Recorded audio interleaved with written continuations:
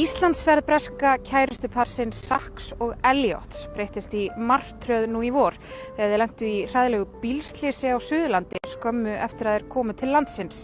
Þeir voru í 3 vikur á Landspítalanum áður en þeim var flogið með sjúkraflugi aftur heim til Bretlands, en þeir áttu alltaf eftir draumafríið hérna á Íslandi og þeir sneru aftur. Ég hitti þá hérna í miðborginni á sólríkum degi, þræddi með þeim ferðamannastaði og ræddi við þá. Saga Zaks og Elliot í Íslandi í dag.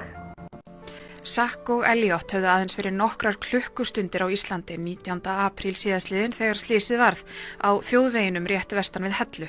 Zak lýsti atburðarásinni í viðtali í kvöldfréttum Stöðvar 2 9 dögum síðar þegar Elliot lá enn þungt haldinn á spítalanum.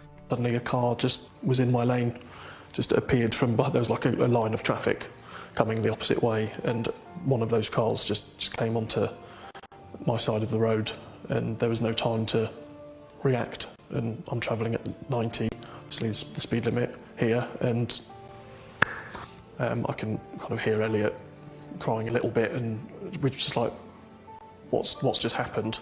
Elliot slasaðist lífshættulega, hann fekk miklar innvortis blæðingar og gekkst undir nokkrar aðgerðir. Hann lá í 3 vikur inni á Landspítalanum og 2 vikur til viðbótar á sjúkrahúsi heima í Norwich. Við tók langt og strangt bataferli sem enn stendur yfir, en alltaf kallaði Ísland. Og nú í byrjun október gengur Zak og Elliot loksins aftur inn á deild 13 EG á Landspítalanum við Hringbraut til að þakka starfsfólkinu þar fyrir lífsbjörgina og stuðningin. Óhætt er að segja að orðið hafi fagnaðarfundir á kaffistofunni. It's really emotional being back. It's really challenging walking through the corridors that I didn't ever think I was going to escape from, but seeing the people who saved my life and being able to look them in the eye and say thank you is really brilliant. It's so healing, very important to me, so it's great to be back. How about you, Zak? Yeah, it's good to be back, and it was the important part of the trip. We've got a lot planned this weekend, but this was the one that we would move heaven and earth to make sure that we could do it. So this is kind of the main stop, and the highlight of our trip, isn't it, really, to be able to come back and see the people who saved our lives in person and say thank you to them again. Was it an emotional reunion? Yes, I was fighting back the tears, but in a really good way. You're looking at the people who looked after me. They were my family, my Icelandic family, and I'm so thankful that I get to see them again and can walk in thanks to their efforts and say, a huge thank you, give them all a hug, and look them in the eye. I think it's so important. Was it at all difficult to come back here?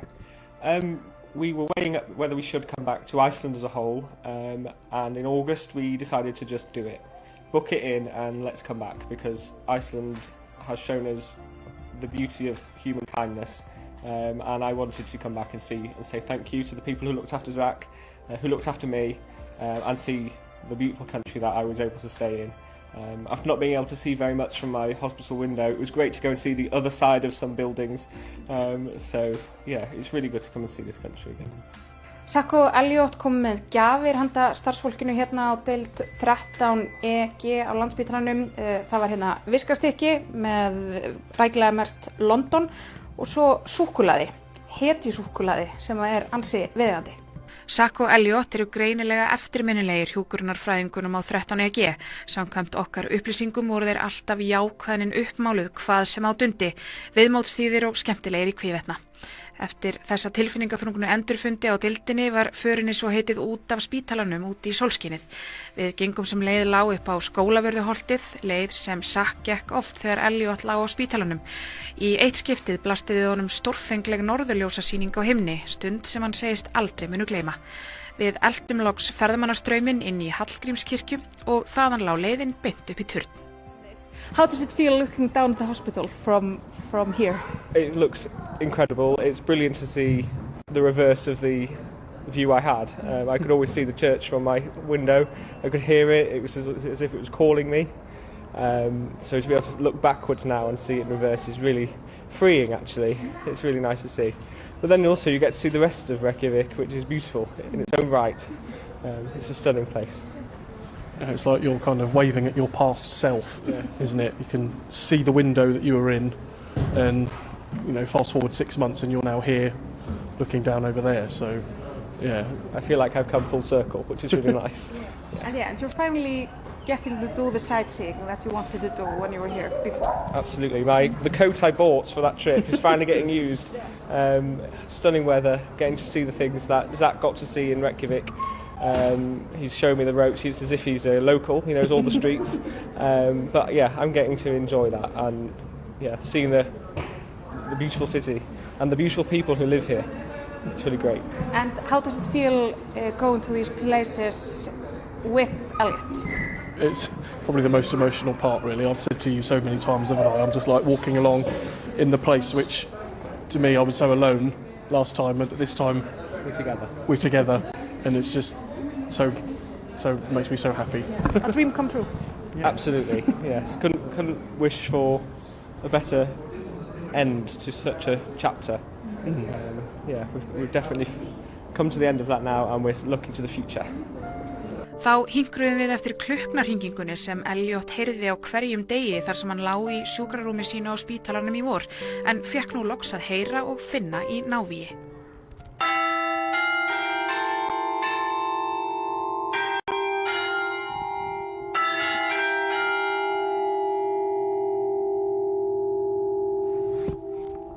Dagskráin hjá þeim Zak og Elliot var annars þétt í Íslandsferðinni. Þeir stemdu á hvalaskoðun, skoðunarferðum Snæfellsnes og svaðilför til að elta upp í norðurljósin, svo fátt eitt sé nefnt. Allt var þó farið annarkvort á 2 jafn fljótum eða í rútu. Þeir treysta sér ekki sjálfur undir stýri á Íslandi.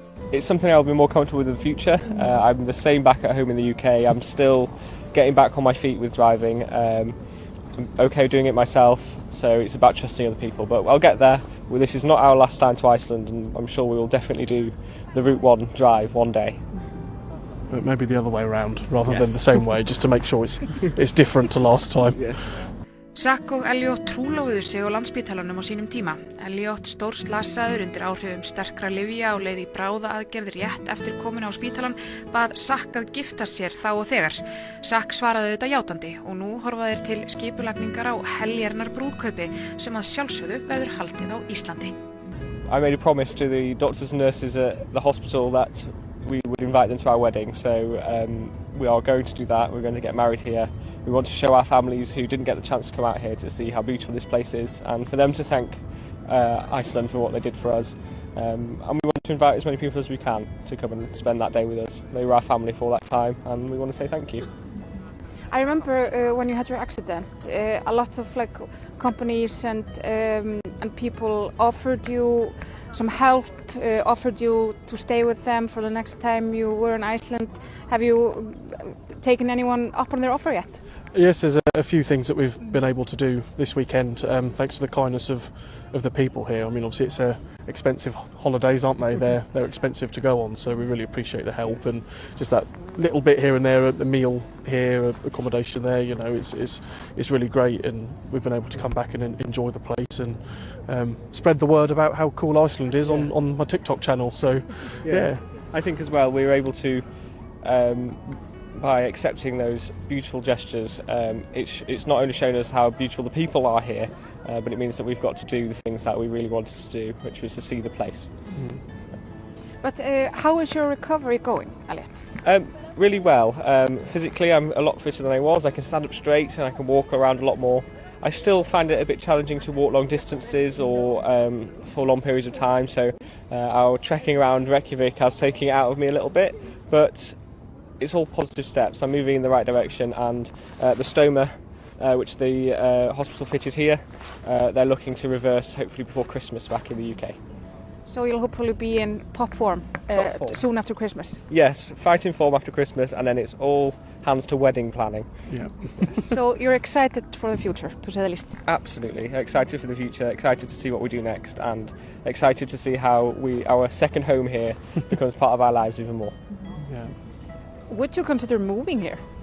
I think I would. You never say never.